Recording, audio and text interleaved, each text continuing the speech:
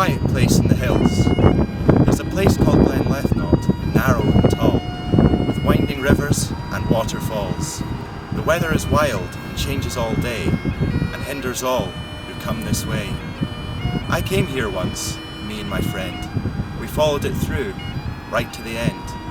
Not a soul was here in this strange place, and we left it behind with a smile on our face.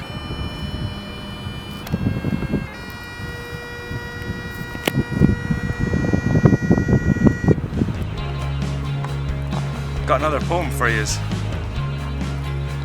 There's a place called Glen and it's turned out pretty shittily. Don't you wish you were in Italy?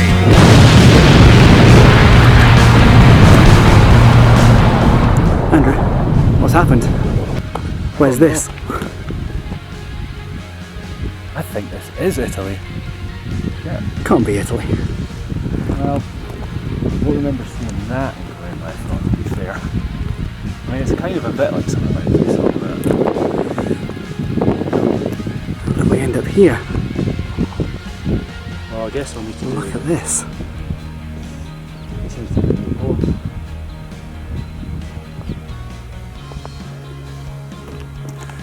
There's a place called Glen Dolomite, really narrow and really tall, with many a chimney and whatever that is over there. That's the worst poem I've ever heard in my entire life. You should be ashamed.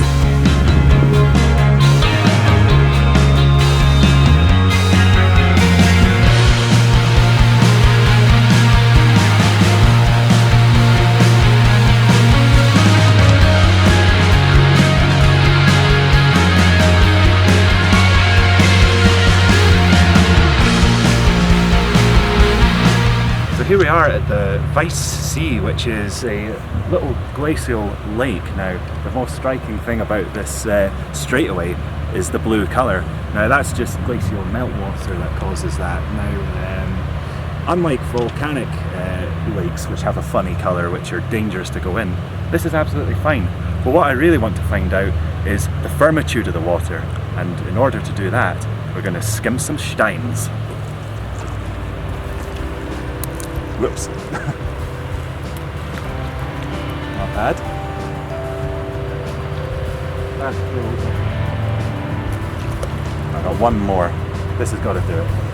8 or 9. 5. Now, what you really want to do with a stone skim is this. You do this every time.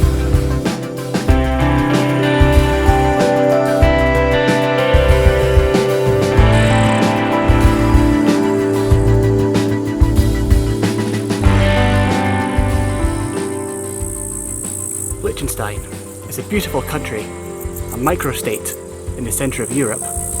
Now, an interesting fact, well, interesting if you're me, and you like tunnels, is Liechtenstein has only 2 of them.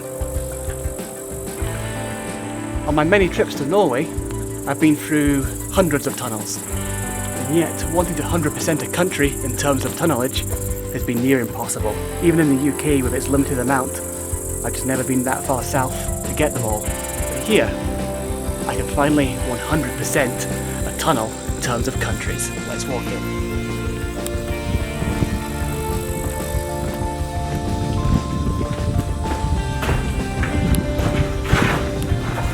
This tunnel is the older of the 2. It was bypassed by a more modern road tunnel, which is kind of down there somewhere. But this one is full of character. Great stone walls that even changes shape halfway down. And 100% of it. So, basically, we've come to the most spectacular mountain scenery in Europe, and once again, you've dragged us down a dank, dark, drippy, whippy hole in the ground. I mean, how many times, Simon? How many times? Don't pretend that you don't like it.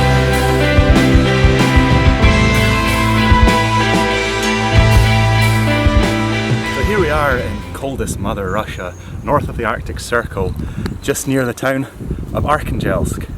Now, if you feel that there's anything wrong with what I've just said, you might have had similar feelings watching the 1995 James Bond movie GoldenEye. This is in fact the dam where James Bond did his bungee jump at the beginning of the movie to get into the Russian base to blow it up. Now, we are actually just north of Locarno in Switzerland, and this is the dam, and it's really impressive. It's really far down, and you can actually do commercial bungee jumping from it. You might see the structure just there. It's not as romantic as the James Bond movie where he just hooks it up and throws himself off the railing, but for however many hundreds of francs you can recreate the same experience for yourself.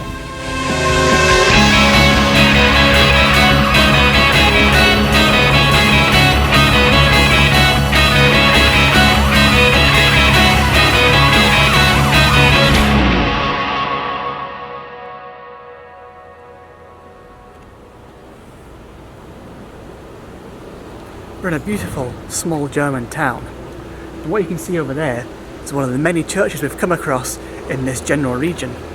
Now, there's something about these churches I need to mention. They've got onions on the roof, and I cannot stand onions, therefore I hate that church.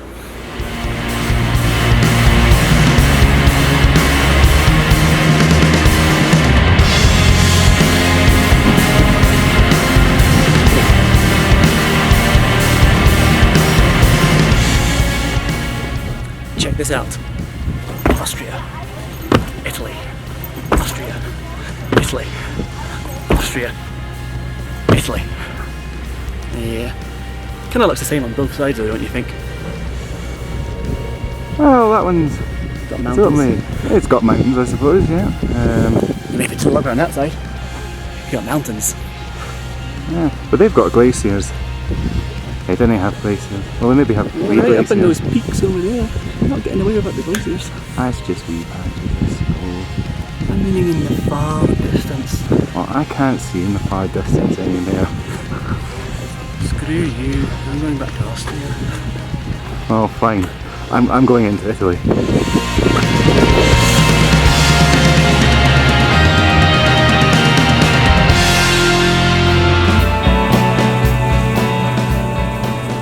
So we're looking over Liechtenstein, formerly known as the County of Vaduz before the Liechtenstein family took it into their personal possession and renamed it after themselves.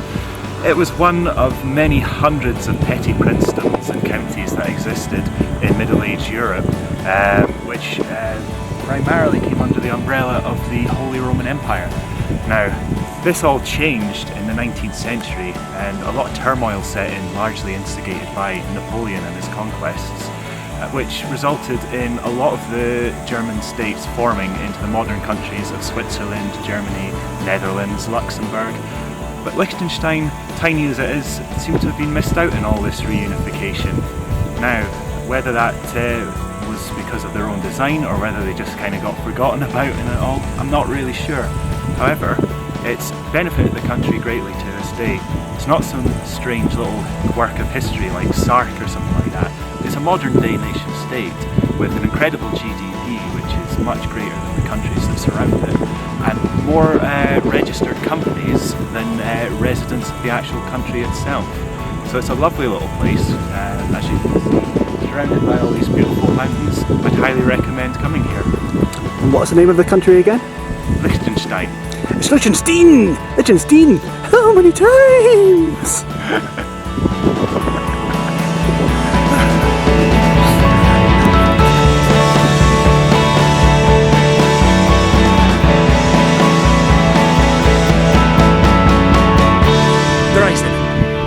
Three peaks. Although from here we can only actually see two of them, but we'll ignore that fact. Now that's what I'd be calling these mountains had we been here in 1850. But this area has changed border. At one point, those mountains defined the border between Austria and Italy. But it's now changed. This is firmly Italian soil, Italian rock. So therefore, it's Tre Cime.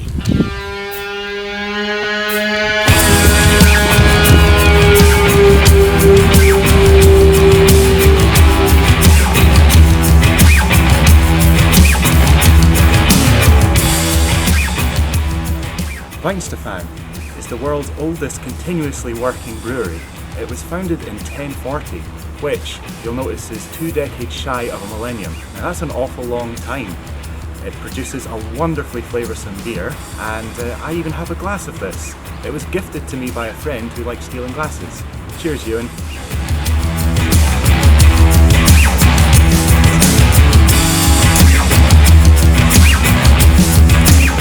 Impressive, isn't it? If you leap from the top of that dam, you'll fall into a facility, into the vents above the toilet, and from there you can infiltrate everything. Now this was captured wonderfully in an old N64 game that I imagine most of you have played, called The World Is Not Enough. It's GoldenEye. How many times? How many times? How many times? How many times? How many times? How many